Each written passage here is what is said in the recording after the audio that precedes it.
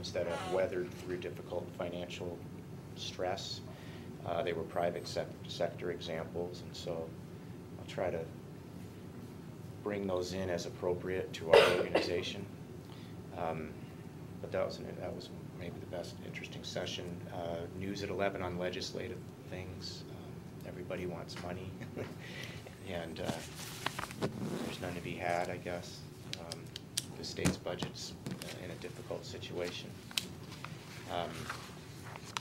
And then the economic development training, which Councilman Greenlee went through last year, probably a little bit different this year, maybe some different speakers, but really, really excellent, very beneficial, made some good contacts there.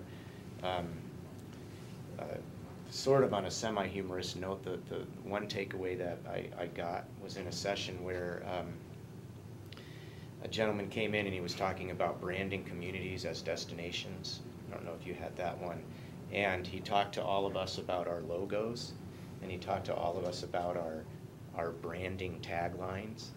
And he humbled all of us when he pointed out that 98 or 99% or 97% of communities in the Pacific Northwest all have mountains, water, and trees in their logos.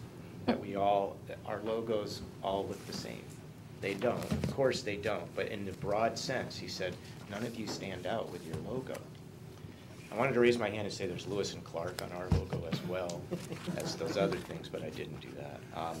And then the other one is that he looked at all the different taglines that from all the communities that were represented at this session, and found certain words that he asserts are faux pas for branding. And our name was on the list, and I became famous at this conference for being from a gateway city. Exactly. Yeah. And the advice was asserted and strong that we don't want to be a gateway community to whatever. That's something you travel through, not something you stop at. Right, and that we need to identify our brand based on what's here and not what's next to us. So then everyone wanted to know what our new brand was going to be. I'm already getting emails, what'd you come up with? And then someone was driving home and they went through Goldendale and they also saw the same tagline.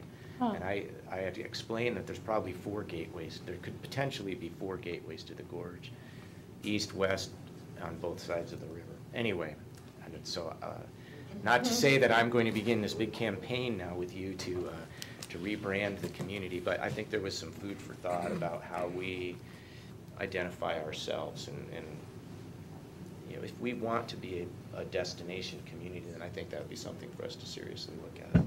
But there was a lot of other information at the conferences as well about economic development, and I can tell you that we're doing a lot of the right things already. Staff and this council have already been doing a lot of the right things, but there's certainly much more we could do. It all takes energy, so as we prioritize our efforts, but one of the things that's really key. You got me started now. So one of the things that's really key is, we always talk about landing a big fish.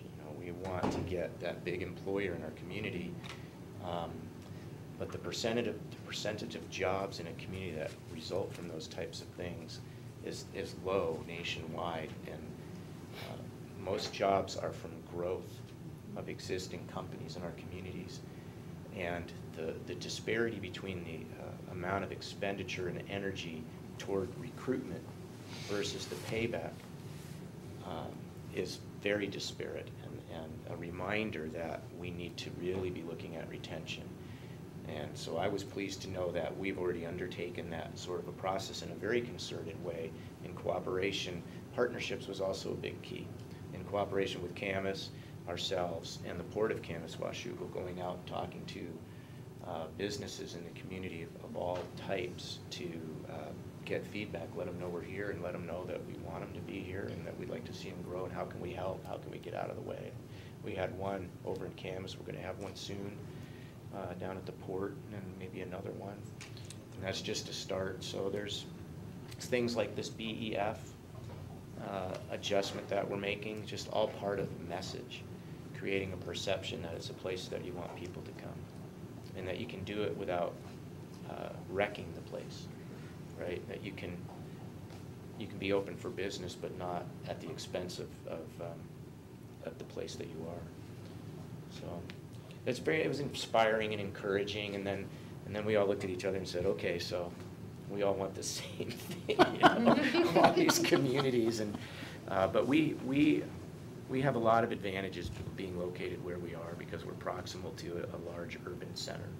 A lot of our colleagues are out in rural parts of our country, really struggling, as you can imagine. Resource-based economies that have taken big hits and really struggling and trying to make things happen in their communities. So that was somewhat sobering too, I guess. But anyway, I appreciate very much the opportunity to participate in that, and the idea from Councilman Greenlee to attend that economic development. So we're now unofficially the community formerly known as, we took off our prints or something? You know what, I did that exactly at the end.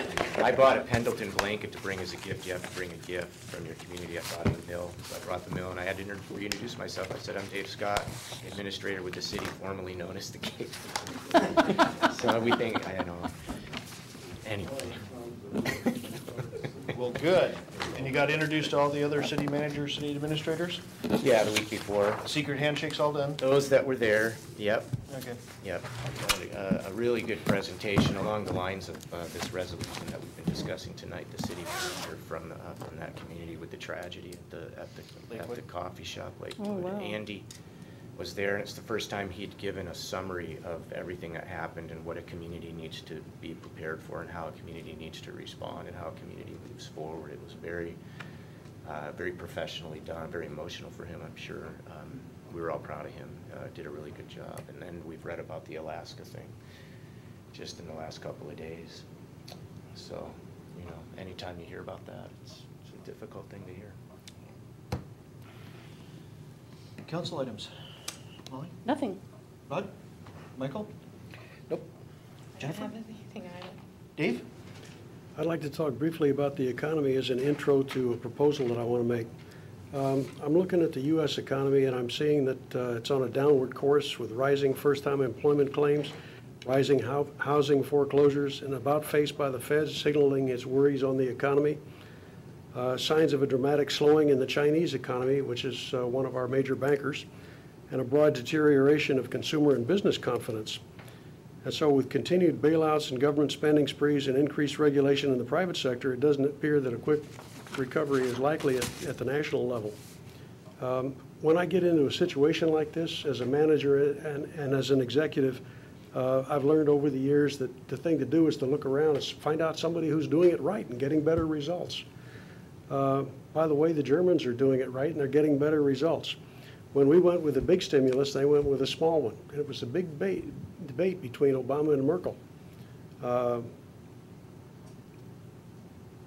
Germans right now are recovering very nicely. Their economy is growing at what amounts to a rather unsustainable rate of 9% of growth. I'm not sure what ours is. I think it's down to less than 1%.